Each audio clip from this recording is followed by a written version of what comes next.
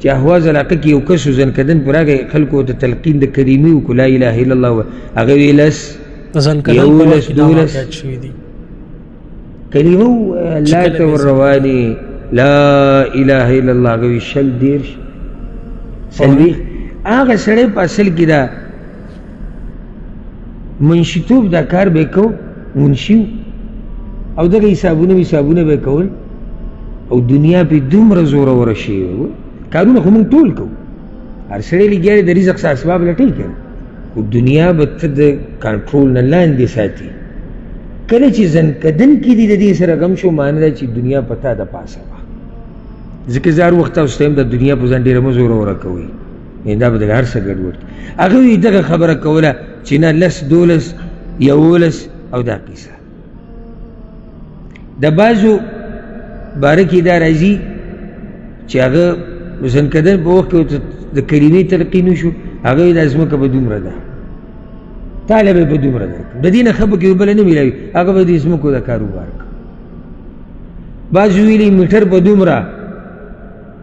5 میټره دومره 10 میټره دومره هغه د کپړو کاروبار که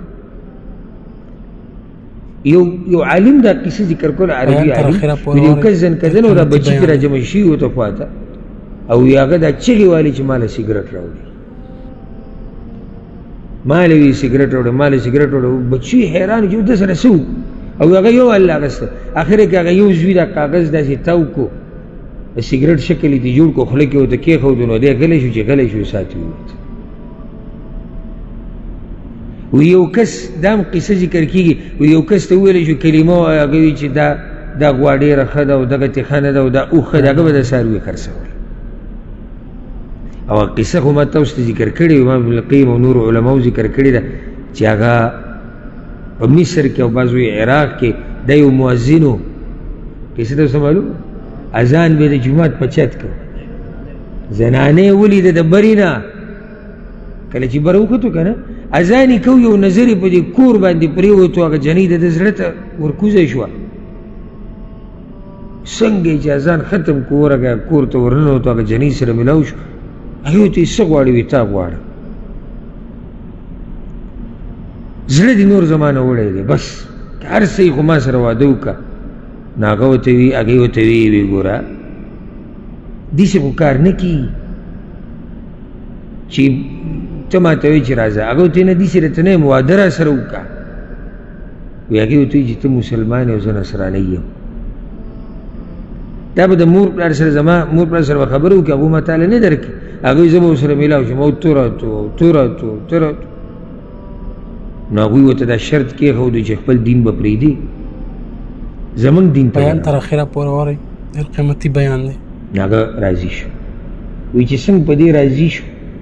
او اعلان یې وکړو چې ما د الله رب العزت دین پرېښودی ما زه منکر شوی یم د رسول وسلم نه د قرآن نه د حدیث نه او چې راووتو یې درشل نه د خبره وویسه دقه ذکر اولیدو شو اخر خاتمه داسې خرابه شي ځکه نیکانو خلکو سره ټول غم د دیو امام سفیان ثوري رحمه الله یو ورځ ډېر ژړل ملګرو ته ته که د ګناهونو د یېرې نه ډېر ژاړې هغه ویل نه د ګناهونو دا خبره ما دومره نه یېروي ټول غم را سره د خاتمې دی چې اخره خاتمه به څنګه وي چې زه به د الله سره څنګه ملوي او دا نیکان خلک دي دا هغه نیکان خلک دي چې دوی د الله دپاره قربانیانې ورکړي دي او دوی یېرېږي موته به نه یېرېږي یو سړی په نیغه لار رواني شیطان پسې ولګي ویښوي او دا شیطانان یوازې هغه شیطانان نه چې هغه پیریان دي دا انسي شیطانان هم ګورې د سړي اخره خاتمه خراب او زه بعض کسان شخصي پیژنم چې یو وخت کې ډېر دینداره و اوس په داسې وخت راغلی دی چې هر څه یې پرېښودي دي سړی ډېر سخت ویېرېږي ته چې دا موبایل ګورې که نه سړی به چې مونږ خو دا قصونه لري یو جنۍ څه نه دا موبایل چې ته ګورې که نه د دې موبایل یو نظر کیدی شي د یو سړي د اخرې خاتمې د خرابېدو ذریعه وګرځي او داسې پسې بیا ځه نو ډېر اهتمام بیان تر اخره پورې وارئ ډېر قیمتي بیان دی د اخرې خاتمې او ذکر رسول صلی الله علیه وسلم په دعا کې سوي او دعا تاسو ته یاد ده سلورو خبرو باره کې به الله ته وی الله پناه راکړه د تشهود په اخره کې اللهم اني اعوذ بك من عذاب النار ومن عذاب القبر نديت ومن فتنة المحيا والممات ومن فتنة المسيح الدجال ما أنا تأستي هذا جبت دا نتيجة وار دي زكويش يالا ما وسعت فتنة دا مرق أو دا جوانا نو فتنة دا جوان خوازي هذا فتنة دا مرق أغدا قبر دا سؤالات و جوابات تي أو بعض علماء فتنة دا مرق أغدا زنكدن دا وقتي چې الله په زنکدن کې ما د امتحان نه وساته چې په زنکدن کې زه ګډوډ نشم په زنکدن کې زما خپو نه خوېږي مقصد د ټولې خبرې زما څه شو اخري خاتمې کوم چې دا خرابه نه شي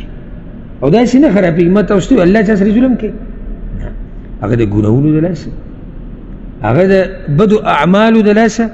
هغه د لاپرواهۍ د لاسه د انسان اخره خاتمه بدې شي او چې ښایسته کېږي هم په دې په نیکو اعمالو چې څومره غم او سوچ او فکر د سره او د ټولو نه غټه خبره دعا غوښته هر کله چې ملا سوچته کنه یا الله رزق راکړه یا الله ښځه راکړه یا الله بچي راکړه یا الله صحت راکړه د دې هر سنه اهم الله ته دا وایه ویا الله زما اخره خاتمه په ایمان اخره خاتمه کې دی په ایمان وکنه او ایمان دی د دنیا نه ویوړ او ته فقیر ملنګ وي او په لارو کوڅو کې د شپې ورځې تېروړي او د لارو کوڅو کې چې د شپې ورځې تېرې کړي الله به له هغې مجر درکړي او چې یو سړی د دنیا نه کافر لاړ شي او یو سړی د دنیا نه بېدینه لاړ شي او الله ترې ناراضه او د ډېر ښایسته ژوند تېر کړي څه فایده شو امید دی چې زما په کم څه چې مې تاسو ته ویل غوښتو په هغې به تاسو پوه شوي انشاءالله الله رب العزت دې